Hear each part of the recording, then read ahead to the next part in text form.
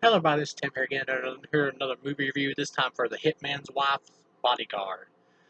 Now, the first Hitman's Bodyguard with Samuel Jackson and Ryan Reynolds, I remember liking. It's been a long time since I saw it. That movie was really goofy and cartoony, but it wasn't as bad as this one in terms of cartooniness. This film, I think, has been getting mixed and negative reviews, and I can see why with this one. I'll just go ahead and say from 1 to 4 stars, I'd give this a 1.5. I thought this sucked. Um, It was entertaining me for some of it, but by the end of the movie, the joke just kind of wore out and it was just bad. Antonio Banderas plays the villain here, but he's barely in the movie. And when he does show up, he is entertaining when he's there, but he's barely there. You got Morgan Freeman here as the dad of Ryan Reynolds, which was pretty funny, and he was funny in the movie. And the way he got took out with a pocket knife to the neck that Ryan Reynolds' therapist gave him was pretty funny.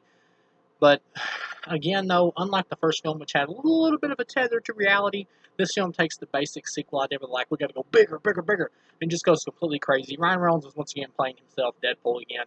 Samuel Jackson's playing himself. Selma Hayek's in here pretty much keeping up with the rest of them. They're all cussing 24/7, which I don't have a problem with cursing. It can seem overdone in certain movies, though, and just there for the sake of being there. And it is there for the sake of being there in this one, but at the same time, that's what kind of film this is. It's intentionally stupid. And intentionally stupid films, they can kind of work, but at the same time, sometimes they don't if they're just too overly cartoony. That's my problem with this one. Everything in this one is amped up from the last one because they feel the need to go even bigger.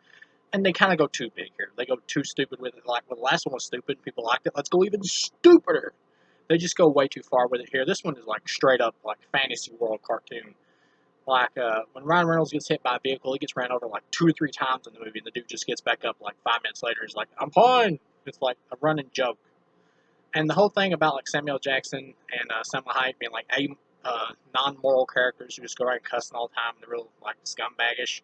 It is pretty funny, but after a while, that joke is not enough to sustain the runtime of this movie. This movie goes on too long.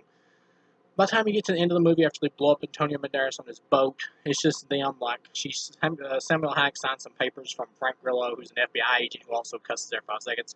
Once again, the juvenile humor, it's still funny here for the most part, but this film, because it's overlong, it stretches the joke out, and it doesn't keep up the momentum of the comedy.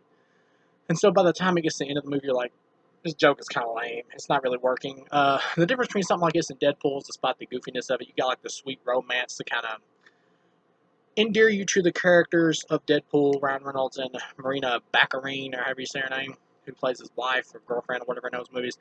Here, Samuel Jackson and Selma Hayek are the stars, and they got the romance too, but it's not sweet. It's just trashy and juvenile, in which it could have been funny for a while, but this movie's just way too long. It just overdoes the joke and it just runs out of steam. That's the problem with doing a sequel to a comedy.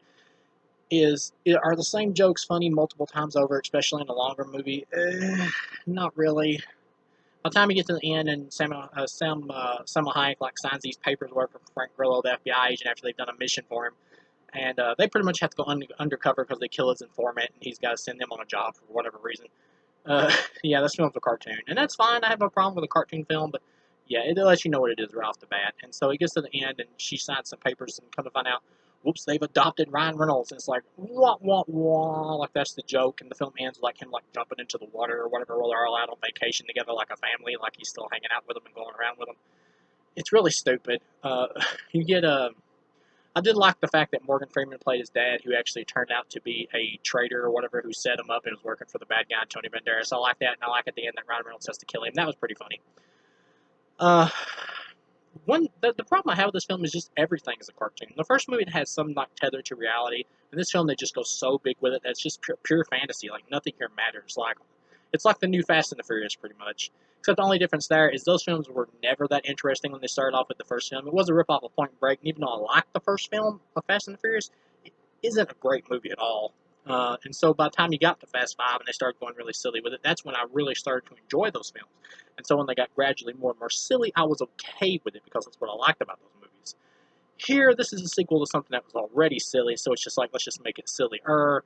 And it's the same kind of jokes, and they're not as funny because you hear them for the second time in a row, and some of them 3 or 4 times because the movie's overlong. So it just wears out its welcome pretty much by the end. So yeah, all in all, 1.5 out of 4. This movie's it does suck. It's kind of pointless. Selma Hayek is still hot. But there's pretty much no reason to see this movie. If you like the first one, this is one of those sequels that shouldn't have been made, that was just kind of forced due to popularity of the first movie.